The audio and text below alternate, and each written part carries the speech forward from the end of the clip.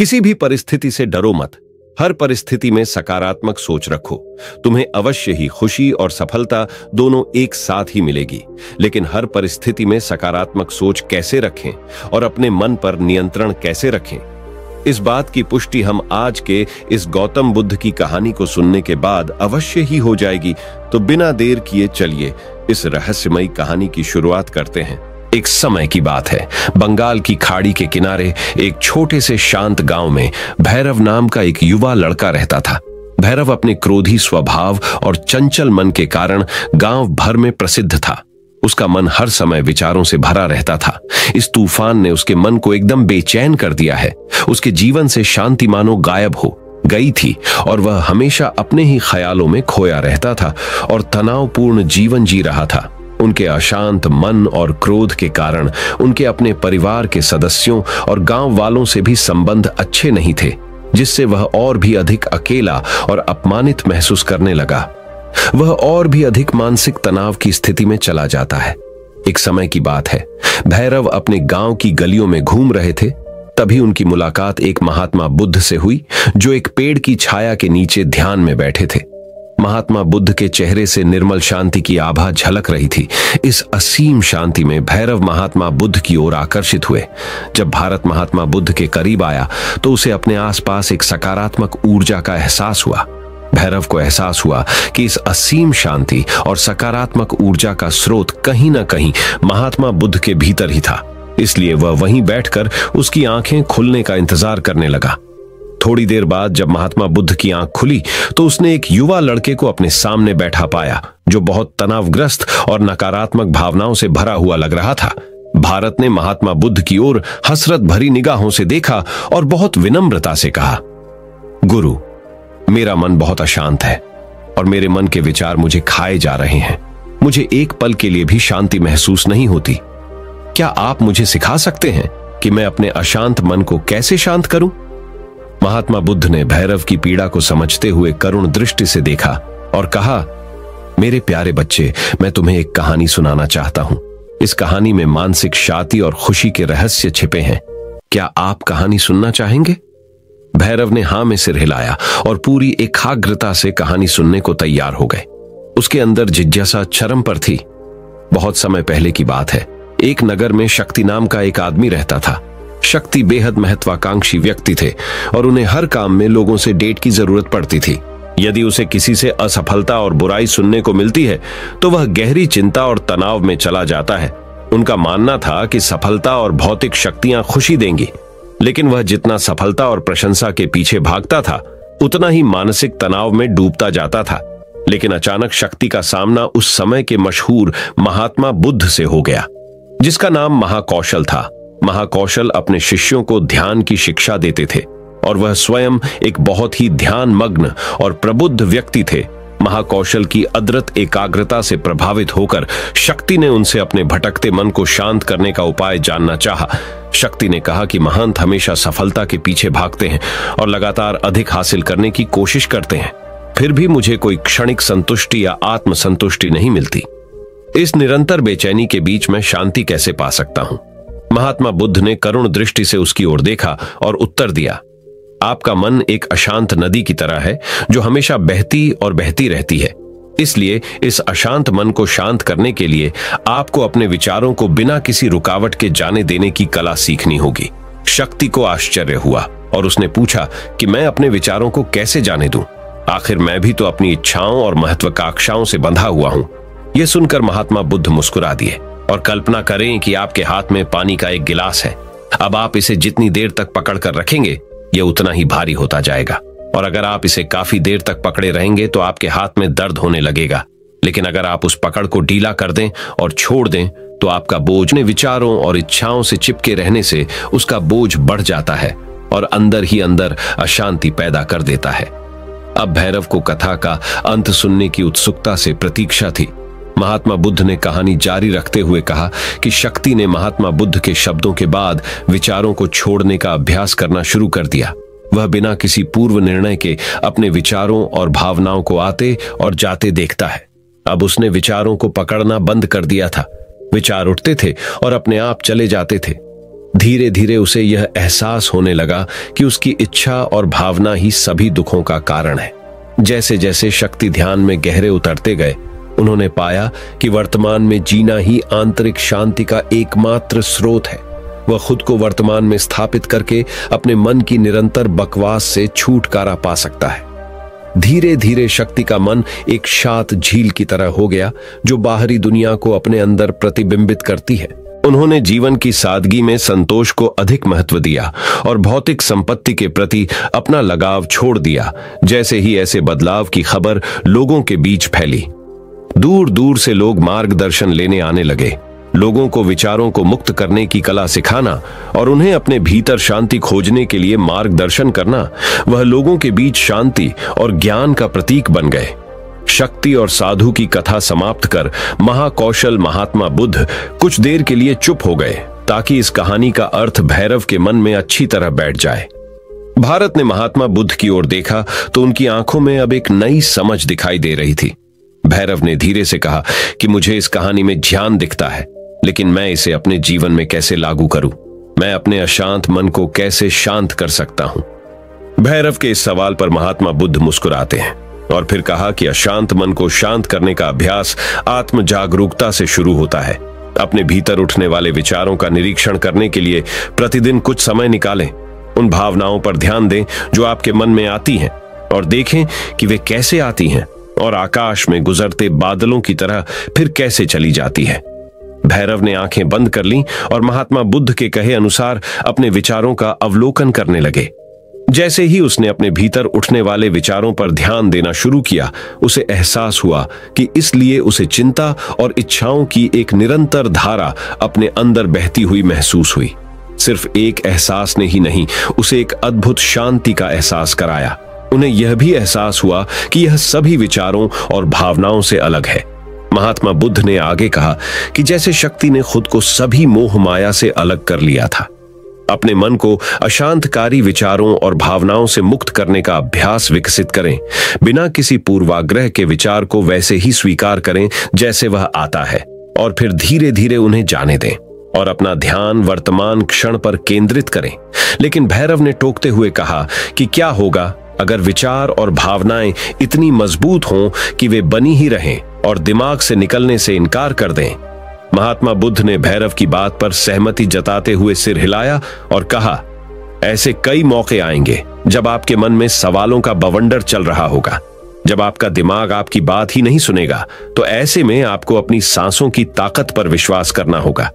एक बार फिर भिक्षु ने भैरव से कहा, अपनी आंखें बंद करो और अपनी सांसों पर ध्यान केंद्रित करने के लिए अपने पेट को ऊपर उठता हुआ और मथता हुआ महसूस करो। महात्मा बुद्ध ने बताया कि जब भी आपका मन अशांत हो तो तुरंत अपनी सांसों पर लौट आए। सांस की वाद्य गति आपको तुरंत वर्तमान के चरणों में वापस खींच लेगी और आपको शांति का अनुभव अवश्य होगा। एक महात्मा बुद्ध के निर्देशानुसार आने और जाने वाली सांसों पर ध्यान केंद्रित करने का प्रयास किया। इस छोटे से व्यायाम से उन्हें मानसिक शांति का अनुभव हुआ। उसे याद आया कि उसकी सांसें हमेशा उसके साथ थीं, जो उसे वर्तमान क्षण की याद दिलाती थी, आराम और शांति लाती है। भैरव के इस विकास को देखकर महात्मा बुद्ध मंद मंद मुस्कुराए और बोले, बेचैन मन को शांत करना एक ऐसी साधना है जिसके लिए बहुत प्रयास और दृढ़ इच्छा शक्ति की आवश्यकता होती है। क्योंकि लगातार व्यायाम से मांसपेशियां मजबूत होती हैं, उसी तरह नियमित अभ्यास से मन भी शांत होता है। स्वीकृति में सिर हिलाते हुए एक महात्मा बुद्ध को धन्यवाद देते हुए उन्होंने वादा किया कि आज से वह अपने अशांत मन को शांत कर सकेंगे और अपनी गैर शक्तियों को मुक्त कर सकेंगे और अपने भीतर शांति पाने के लिए इस यात्रा पर निकलने में सक्षम हो सकेंगे। महात्मा बुद्ध ने भैरव के कंधे पर हाथ रखा और कहा कि मुझे आपकी क्षमता पर बहुत विश्वास है और आपको जल्द ही अपनी आंतरिक शांति मिलेगी। लेकिन याद रखें कि यह आसान नहीं होगा। लेकिन अगर आप दृढ़ इच्छा शक्ति और खुले दिल से प्रयास करेंगे तो आप निश्चित रूप से वह मुक्काम पा लेंगे जो आपके अंदर है। उस दिन से भैरव अपने अशांत मन को शांत करने का प्रयास करने लगे और हर दिन ध्यान करने के लिए एक अलग समय निर्धारित करें।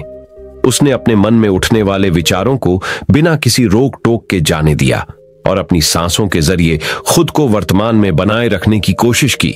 समय के साथ अभ्यास करते हुए भैरव को अपने अंदर शांति का अनुभव हुआ। जैसे जैसे समय बीतता गया, भैरव को ज्ञान और शांति का स्रोत कहा जाने लगा। ग्रामीण अपने अशांत मन को शांत करने के लिए भैरव के पास आते हैं। महात्मा बुद्धौके के शिक्षक आत्म जागरूकता की शक्ति को साझा करते हैं और दूसरों को महात्मा बुद्धों के विचार पढ़ाने में मदद करते हैं और आंतरिक शांति पाने की शिक्षाओं को साझा करते हैं। इसके साथ ही उन्होंने अपनी सांसों पर ध्यान देने और अपने विचारों को मुक्त करने की कला भी सिखाई। ऐसे निवासियों का विकास हुआ और उन्हें मन की अमूल्य शांति मिली। महात्मा बुद्ध की शिक्षाओं और भैरव द्वारा संचालित अभ्यास के माध्यम से विचारों को त्यागने और वर्तमान में जीने की कला दूर दूर तक फैल गई है। उन्होंने कई लोगों की जिंदगी बदल दी और जैसे जैसे समय बीतता गया, उनकी जिंदगी और भी बदलती गई। भैरव का शांत प्रभाव उसके गांव की सीमाओं से परे तक फैला हुआ है। आसपास के गांवों और शहरों से लोग भैरव के परिवर्तन की कहानी सुनते हैं, उनसे सलाह लेने आते हैं। मन के बोझ तले दबे लोगों के लिए भारत आशा की किरण बन गया। भारत की शिक्षाएं केवल ध्यान और प्रवचन तक ही सीमित नहीं थीं, बल्कि वह रोजमर्रा के काम जागरूकता के साथ करने पर ज्यादा जोर देते थे। वह लोगों को अपनी भावनाओं के प्रति जागरूक रहने की याद दिलाते थे। इस बात पर ध्यान दें कि आप दिन भर में क्या कहते हैं और अपने आसपास होने वाली घटनाओं पर आप कैसे प्रतिक्रिया करते हैं। हर काम पूरी जागरूकता के साथ करें। जब आप खाएं तो प्रत्येक टुकड़े के स्वाद का आनंद लें। जब आप सूरज की रोशनी के सामने खड़े होते हैं तो उसकी गर्मी महसूस करते हैं। लोग क्या कहते हैं उसे ध्यान से सुनें और समझें।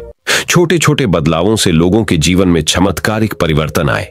भैरव की शिक्षाओं से लोगों ने सीखा कि जीवन का आनंद वर्तमान में जीने में है। दोस्तों, मुझे आशा है कि आपने इस वीडियो से बहुत कुछ सीखा होगा। लेकिन रुकिए दोस्तों, अब हम जानते हैं कि मन को पढ़ने की रहस्यमयी विधि क्या है। कैसे किसी के भी मन को अपने अंदरूनी शक्ति से पढ़ा जा सकता है। तो चलिए दूसरे कहानी की शुरुआत करते हैं। किसी के भी मन की बातें जानने के लिए 3 तरीके होते हैं, लेकिन इन तीनों तरीकों को समझना अति आवश्यक है। यदि आप इन तीनों तरीकों को समझ लेते हैं तो आप किसी के भी मन की बातें बड़ी ही आसानी से जान सकते हैं, समझ सकते हैं। तो चलिए इसे एक बुद्ध कहानी के माध्यम से समझते हैं कि किस तरह से आप दूसरों की मन की बातें जान सकते हैं, समझ सकते हैं। बहुत समय पहले की बात है। एक छोटा सा गांव था। उस गांव में 2 भाई रहा करते थे। बड़ा भाई अंधा था, जिसके कारण वो हमेशा घर पर ही बैठा रहता था और छोटा भाई खेती किया करता था। लेकिन खेतों में अधिक जानवर आने से पूरी फसलें नष्ट हो जाती थीं, जिस कारण छोटा भाई बहुत परेशान हो चुका था। तभी उसे एक तरकीब सूझी। एक दिन उसने सोचा, खेतों में से इन जानवरों को भगाने के लिए क्यों ना मैं अपने बड़े भाई की मदद लूं। वैसे भी बड़े भैया अंधे हैं। अगर वह खेत में बैठे रहेंगे और जानवरों की आहट आने पर वह उन्हें जोर से चिल्लाकर भगा सकते हैं, जिससे हमारी फसलें बच सकती हैं। इसलिए उन्हें मैं खेत में बिठा देता हूं। ये सब सोच विचार करने के बाद उसने अपने खेत में ही एक छोटी सी झोपड़ी तैयार की और अपने अंधे भाई को उस खेत में बैठा दिया और उनसे कहा, भैया, यदि कोई जानवर की आहट आपको सुनाई दे तो आप जोर जोर से चिल्लाना। यह सुनकर वह जानवर वहां से भाग जाएंगे और हमारी फसलें नष्ट होने से बच जाएंगी। बड़ा भाई अपने छोटे भाई की बात मान लेता है और वो उस दिन से खेत में ही रहना शुरू कर देता है। जब भी किसी जानवर की आहट उसे सुनाई देती तो वो तुरंत जोर जोर से चिल्लाना शुरू कर देता, जिससे वह जानवर उसके खेतों से भाग जाते। ऐसा करते करते कई दिन बीत चुके थे। तभी एक दिन उसके खेत में एक हिरण भागता हुआ आता है और वह खेत के बांध को तोड़कर वहां से भाग गया। लेकिन उसी हिरण का पीछा करते हुए एक राजा भी उस खेत में आ पहुंचा। तभी राजा की नजर उस अंधे भाई पर पड़ती है। राजा उस व्यक्ति से कहता है, देखो, मैं यहाँ पर एक जानवर का पीछा करते हुए आया हूँ। क्या तुमने उस जानवर को यहाँ पर देखा है? इस पर वो व्यक्ति कहता है राजन, मैं तो अंधा हूँ। मैं भला किसी जानवर को कैसे देख सकता हूँ? लेकिन मैं आपको इतना जरूर बता सकता है कि जो जानवर मेरे खेतों से होकर भागा है वह आपके लायक नहीं है। आप उसके पीछे अपना समय यूं ही व्यस्त कर रहे हैं।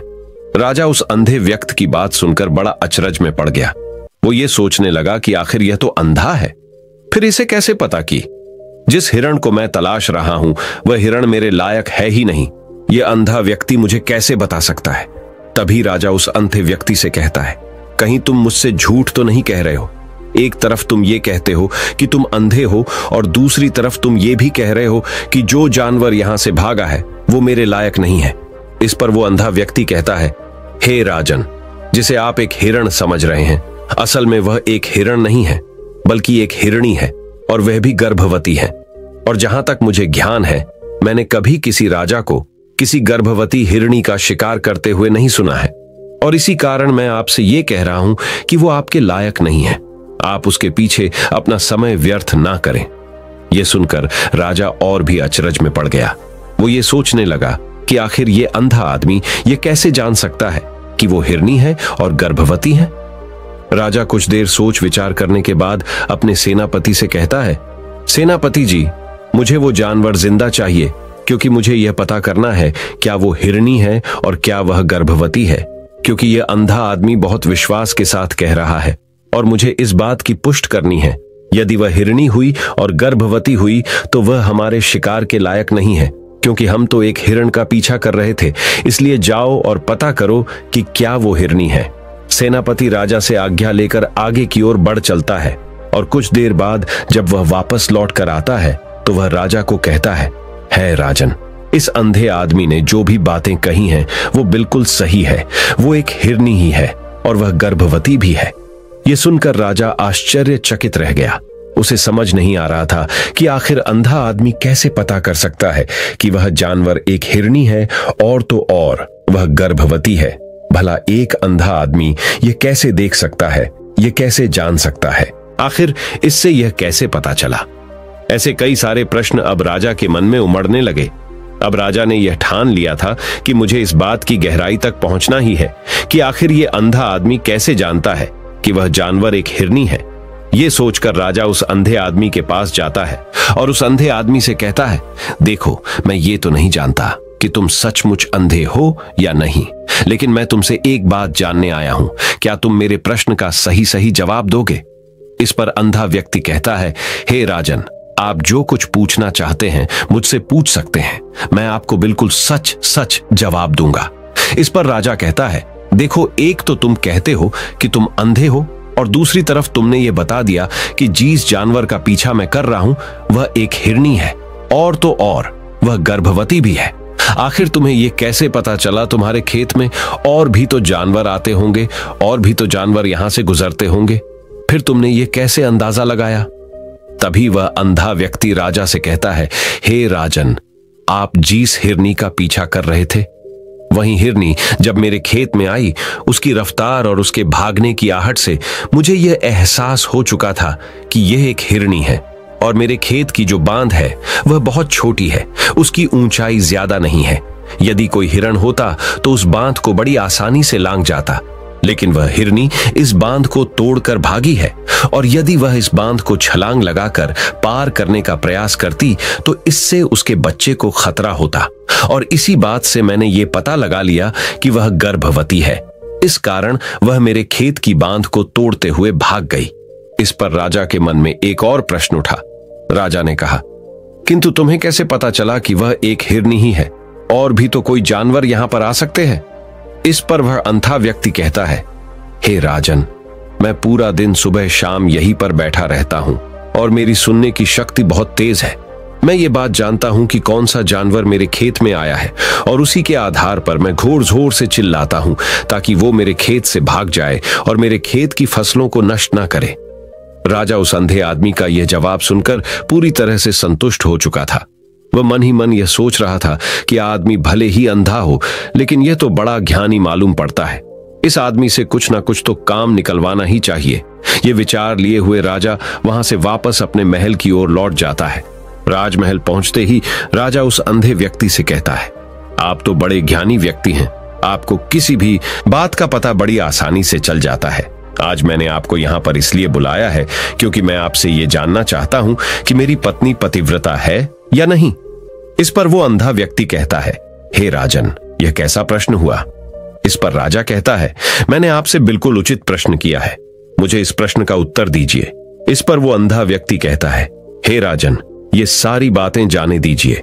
आपकी शादी को इतने साल बीत चुके हैं, और अब आप ये बात क्यों जानना चाहते हैं? आपके मन में ऐसे प्रश्न क्यों उठ रहे हैं? इस पर राजा जिद करते हुए कहता है, देखिए, आपको मुझे इस प्रश्न का उत्तर तो देना ही होगा। यदि आप मुझे इस प्रश्न का उत्तर नहीं देंगे तो मैं आपको मृत्यु दंड दे दूंगा। राजा के मुख से यह बात सुनकर वह अंधा व्यक्ति कहता है, हे राजन, यदि आप इस प्रश्न का उत्तर चाहते हैं तो उसके लिए आपको मेरा एक काम करना होगा। राजा कहता है, बोलो मुझे क्या काम करना होगा। इस पर व्यक्ति कहता है, इसके लिए आपकी पत्नी को मेरे साथ कमरे में अकेले छोड़ना होगा। उस अंधे व्यक्ति की यह बात सुनकर राजा पहले तो क्रोधित हो जाता है, लेकिन फिर कुछ सोच विचार करने के बाद वह उस व्यक्ति की बात मान लेता है और अपने सेनापति को आदेश देता है, सेनापति जी, इस व्यक्ति को और मेरी पत्नी को एक कमरे में कुछ देर के लिए अकेला छोड़ दें। सेनापति बिल्कुल वैसा ही करता है। अब राजा की पत्नी और अंधा आदमी एक कमरे में बंद हो चुके होते हैं। तभी वो अंधा आदमी राजा की पत्नी से कहता है, मुझे आपको छूना है। इस बात पर रानी अत्यधिक क्रोधित हो जाती है और उस अंधे आदमी को वो पकड़ पकड़ कर पीटने लगती है, कभी हाथों से तो कभी लाथम से तो कभी पटक पटक कर। तरह से उन्होंने उस अंधे आदमी की खूब पिटाई की। उसके बाद किसी तरह से वह अंधा आदमी अपनी जान बचाकर वहां से भाग निकलता है और वह राजा के पास पहुंचता है और वह राजा से कहता है, हे राजन, आपकी पत्नी में पतिव्रता नहीं है। यह बात सुनकर राजा अत्यधिक क्रोधित हो उठता है और राजा अपनी तलवार निकालकर सीधा अपनी पत्नी की ओर जाता है और क्रोधित होकर वह अपनी रानी से कहता है, रानी जी, आज मैं जो भी सवाल आपसे करने वाला हूं उसका मुझे सच सच जवाब दीजिएगा, और यदि आपने एक शब्द भी झूठ कहा तो मैं आपका अभी के अभी सर धड़ से अलग कर दूंगा, तभी आगे बढ़े। राजा कहता है, मुझे बताइए, क्या आप पतिव्रता हैं या नहीं। इस पर रानी कहती है, हे राजन, आप भले ही मुझे जान से मरवा दीजिए, लेकिन मैं पतिव्रता नहीं हूं। राजा ये बात सुनकर बहुत खुश हुआ, क्योंकि उस अंधे आदमी ने जो भी कहा था वह बिल्कुल सच था। यह बात सुनकर तुरंत ही राजा उस आदमी के पास पहुंचता है और आकर उस अच्छे आदमी से कहता है, तुम्हें कैसे पता चला कि मेरी पत्नी पतिव्रता नहीं है। इस पर वह अंधा आदमी कहता है, हे राजन, बड़ी सीधी सी बात है। मैंने तो आपकी पत्नी से बस इतना ही कहा था कि मुझे आपको छूना है, और इस बात पर वह इतना क्रोधित हो उठी कि उन्होंने गुस्से में आकर मुझे लात घूंसों से पीटना शुरू कर दिया। और भला कोई औरत किसी और मर्द को कैसे छू सकती है। लेकिन उन्होंने ना आप देखा न ताव, बस लात घूंसे मुझ पर बरसाने शुरू कर दिए। वह भी तो एक छूना ही हुआ, और एक पतिव्रता नारी कभी भी पराये मर्द को नहीं छूती। जब मैंने उसे छूने के लिए कहा था तो वह उस वक्त मुझे मना कर सकती थी, लेकिन उन्होंने तो मुझे पीटना शुरू कर दिया और देखते ही देखते उन्होंने मेरे पूरे शरीर को छू लिया। अब आप ही बताइए, ऐसी स्त्री भला पतिव्रता कैसे हो सकती है। इस पर राजा कहता है, तुम तो बड़े ज्ञानी मालूम पड़ते हो। अच्छा ठीक है, चलो तुम मेरे एक प्रश्न का और जवाब दो। यदि तुमने मुझे इस प्रश्न का सही सही जवाब दे दिया तो मैं तुम्हें यहां से जाने दूंगा। आगे राजा उस अंधे आदमी से कहता है कि तुम मुझे यह बताओ, क्या मैं सच में अपने पिताजी का ही बेटा हूं या फिर किसी और का। इस पर वह अंधा भी कहता है, हे राजन, इस बात से आपका क्या लेना देना। आप किसी की भी औलाद हों, आखिर आप हैं तो इस राज्य के राजा, इसलिए इस प्रश्न को जाने दीजिए। लेकिन राजा कहता है, नहीं नहीं, मुझ इस प्रश्न का सही सही जवाब चाहिए, अन्यथा यह प्रश्न मुझे हमेशा परेशान करता रहेगा। इसलिए मैं इसका सही सही जवाब जानना चाहता हूं। यदि तुम इसका सही सही जवाब दे देते हो तो तुम यहां से जा सकते हो, मैं तुम्हें नहीं रोकूंगा। इस पर वह अंधा आदमी कहता है, हे राजन, इसके लिए तो मुझे आपकी मां के पास भी जाने की कोई आवश्यकता नहीं है। मैं आपको अभी अभी ये बता सकता हूं कि आप किसकी औलाद हैं, लेकिन उससे पहले मैं चाहता हूं कि आप मुझसे एक वादा करें कि आप मुझ पर क्रोध नहीं करेंगे। राजन ने कहा, मैं तुमसे वादा करता हूं, मैं तुम पर क्रोध नहीं करूंगा। इसके बाद वह अंधा आदमी राजा से कहता है, हे राजन, आप हैं तो अपने ही पिता के पुत्र, लेकिन आप पर एक कंजूस सेठ की छाया पड़ी हुई है। यह सुन राजा बहुत क्रोधित हो उठा और वह तुरंत तलवार निकालकर अपनी मां के पास जा पहुंचा। वह वहां पर पहुंचने के बाद अपनी मां से कहता है, मां, मुझे सच सच बताइए, क्या मैं अपने ही पिता का पुत्र हूं या नहीं। यदि आपने मुझे सही सही नहीं बताया तो वह यहीं पर अपने प्राण त्याग दूंगा। मुझे बताओ क्या सच है। इस पर उस राजा की मां कहती, बेटा, तू है तो अपने ही पिता का पुत्र, लेकिन तुम्हारे ऊपर एक कंजूस सेठ की छाया पड़ी हुई है। जब मैं एक बार नहाने के बाद अपना मुंह आईने में देख रही थी, तभी उस कांच के पीछे मुझे एक कंजूस सेठ नजर आता है और उसी की छाया तुम पर पड़ चुकी है। यह सुन राजा बहुत खुश हो जाता है और वह तुरंत दौड़ा दौड़ा वापस उस अंधे आदमी के पास पहुंचता है और उस अंधे आदमी से कहता है, तुम्हें यह कैसे पता चला कि मुझ पर एक कंजूस सेठ की छाया पड़ी हुई है? इस पर वह आदमी कहता है, हे राजन, आपने मुझसे कई सारे सवाल पूछे जिनका जवाब मैंने आपको सही सही दिया है। यदि कोई और राजा होता तो मुझे इसके बदले में ढेरों सारे इनाम मिल चुके होते, लेकिन अब तक आपने एक फूटी कौड़ी तक नहीं दी है। इस बात से ही मैंने अंदाजा लगा लिया था कि आप बहुत कंजूस हो। यह बात सुनकर राजा जोर जोर से हंसने लगा और कहता है कि आप जो भी मांगेंगे वह मैं आपको अवश्य दूंगा, लेकिन मुझे यह बताओ कि तुम्हें कैसे पता चल जाता है कि कौन सी बात सही है और कौन सी गलत? तुम किसी भी बात का इतना सटीक और सही जवाब कैसे दे पाते हो? इस पर वह अंधा आदमी कहता है, हे राजन, मैं तो वैसे ही अंधा हूं। यदि मेरी आंखें होती तो मैं किसी की भी मन की बातें बड़ी सरलता से जान लेता। मन की एक भाषा होती है और यह भाषा मनुष्य के शरीर के व्यवहार के रूप में देखी जा सकती है। उसकी आंखों से, उसके होठों से, उसके काम करने के तरीके से, उसकी क्रियाओं से पता किया जा सकता है कि उसके मन में क्या चल रहा है। उसके आधार पर हम किसी के भी मन की बातें जान सकते हैं। लेकिन मैं तो अंधा हूं, मैं देख नहीं सकता। यदि मुझे कोई बात जाननी हो तो अगले आदमी को कुछ काम देना पड़ता है, जिस पर वह व्यक्ति किस प्रकार काम करता है, किस तरीके से इस काम को करता है, उसके आधार पर ही मैं यह पता कर पाता हूं कि उसके मन में क्या चल रहा है। तभी वह राजा कहता है, तो क्या इसका अर्थ यह हुआ कि मैं भी किसी के मन की बातें जान सकता हूं? इस पर वह अंधा आदमी कहता है, हे राजन, अवश्य आप भी किसी भी व्यक्ति के मन की बात जान सकते हैं, किंतु उससे पहले आपको अपने ऊपर काम करना होगा, और वह काम है अपने मन को शांत करना, अपने मन को वर्तमान में लाना, जिसके लिए मैं आज आपको 3 तरीके बताने वाला हूं। और ये तीनों ही तरीके बड़े ही आसान और सरल है। किंतु हे राजन, उससे पहले आपको एक काम करना होगा, अपने मन को एकाग्र करना होगा। जब हम अपने मन को एकाग्र करते हैं, अपने मन को वर्तमान में लाते हैं, तो हम दूसरे के मन की बात जान सकते हैं, क्योंकि वह आदमी अभी भी अपने मन में वर्तमान में ही सोच रहा है और हमें भी मन को वर्तमान में ही लाना होगा। तभी हम उसके मन की बातें जान सकते हैं। यदि हम अतीत में हुई घटनाओं के बारे में सोच रहे हैं तो वह जो अगला आदमी वर्तमान में सोच रहा है, वर्तमान में अपने मन में बात कर रहा है, वह हम कैसे जान पाएंगे?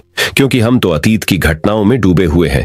इसलिए किसी के भी मन की बात जानने के लिए सबसे पहले हमें हमारे मन को एकाग्र करना होगा, उसे वर्तमान में लाना होगा। आगे वह व्यक्ति राजा से कहता है, हे राजन, जो 3 तरीके मैं आपको बताने वाला हूं, इन 3 तरीकों से बड़ी आसानी से किसी के भी मन की बातें जान सकते हैं। उसके बाद वह अंधा आदमी राजा से कहता है, हे राजन, जो सबसे पहला तरीका है वह है आंखों पर ध्यान देना। किसी व्यक्ति से बात करते वक्त उसकी आंखों में देखना, उसकी आंखों पर ध्यान देना, जो सबसे ज्यादा जरूरी है, क्योंकि आंखें बोलती नहीं पर बहुत कुछ कह जाती है। यदि हम किसी व्यक्ति की आंखों के इशारों को समझना सीख जाए, हम ये जान पाएंगे कि व्यक्ति के दिमाग में क्या चल रहा है, वो क्या सोच रहा है और अभी वह क्या करने वाला। मेरे पास आंखें नहीं, लेकिन मैंने अपने गुरु से यह विद्या सीखी है, क्योंकि बहुत सालों पहले मेरे पास आंखें थी और मैं उस वक्त लोगों के मन की बातें केवल उनकी आंखों से ही जान लेता था। इसलिए यदि आप भी दूसरों की मन की बातें जानना चाहते हैं तो आपको भी उनकी आंखों पर गौर करना चाहिए, जैसे कि उनका आकार कैसा है, वह कहां और किधर देख रहे हैं। यदि उसकी आंखें यहां वहां घूम रही है, जब आप उससे बातें कर रहे हैं तो वहां वह इधर उधर मोड़ रहा है, कभी ऊपर तो कभी नीचे या कभी आसपास, या फिर उसकी आंखें खुश नजर आ रही हैं या फिर आंखें निराश नजर आ रही है, जैसे कि चोर होता है। उसकी आंखों में जब हम देखते हैं तो हमें यह पता चलता है कि अगले आदमी ने कोई गलती की है। ठीक उसी प्रकार जब हम किसी चालाक व्यक्ति की आंखों में देखते हैं तो आपको पता चलेगा कि उसकी आंखों में एक भाषा होती है, एक बहुत ही सीधा और आसान तरीका होता है। यदि आपको यह पता लगाना है कि सामने वाला व्यक्ति आपसे झूठ कह रहा है या फिर सही, तो आपको उसकी आंखों पर ध्यान देना अति आवश्यक है। यदि आपसे बात करते वक्त वह व्यक्ति अपनी आंखें यहां वहां घुमा रहा है, ऊपर नीचे इधर उधर दाएं बाएं हर जगह देख रहा है, तो इसका अर्थ यह हुआ कि वह उस बात से निकलने का कोई रास्ता ढूंढ रहा है और कोई झूठ बना रहा है।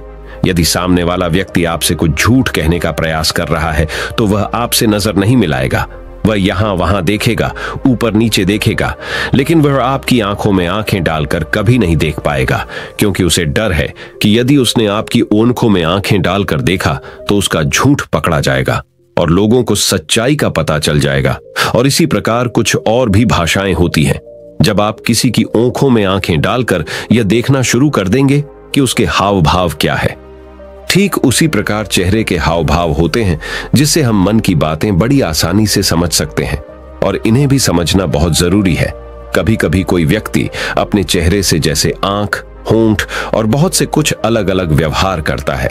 यदि आप किसी व्यक्ति के चेहरे में गौर करेंगे तो आप आसानी से समझ पाएंगे कि वह व्यक्ति निराश है। जब व्यक्ति बहुत उदास है, या फिर वह बहुत खुश है, या फिर उससे कोई बहुत बड़ा दुख है, वह अपने अंदर क्या महसूस कर रहा है, ये सारी बातें हम उसके चेहरे के हाव भाव से पता कर सकते हैं। फिर चाहे इंसान जुबान से कुछ बोले या ना बोले, लेकिन आप उसके चेहरे से सब कुछ पता कर सकते हैं। आगे व्यक्ति राजा से तीसरा तरीका बताते हुए कहता है, हे राजन, इसी प्रकार तीसरी भाषा भी है, अर्थात तीसरा तरीका भी है, और वह है हाथों के इशारे और शरीर का व्यवहार। मन की बात समझने के लिए हमें हाथ के इशारे और शरीर के व्यवहार को समझना बहुत आवश्यक है। कोई व्यक्ति जब बात करता है तो आपने देखा होगा कि वो अपने हाथों को हिलाता रहता है, अपने हाथों से इशारा करता रहता है।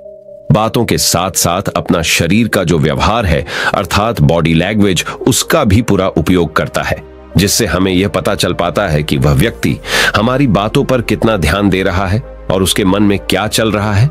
शरीर के व्यवहार को देखने के लिए उसके हाथ मटकाने, शरीर मटकाने और चेहरे पर बार बार हाथ लाल, हाथों का एक दूसरे से मसलना, ऐसी बहुत सी क्रियाएं होती हैं।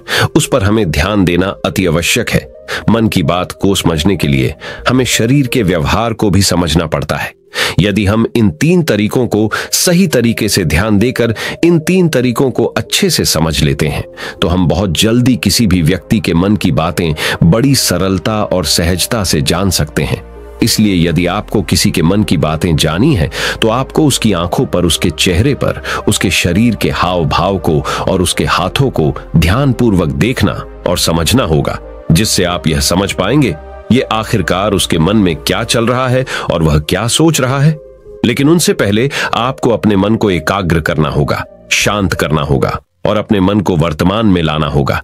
तभी आप उस व्यक्ति की इन सभी क्रियाओं पर ध्यान दे पाएंगे, उन्हें समझ पाएंगे।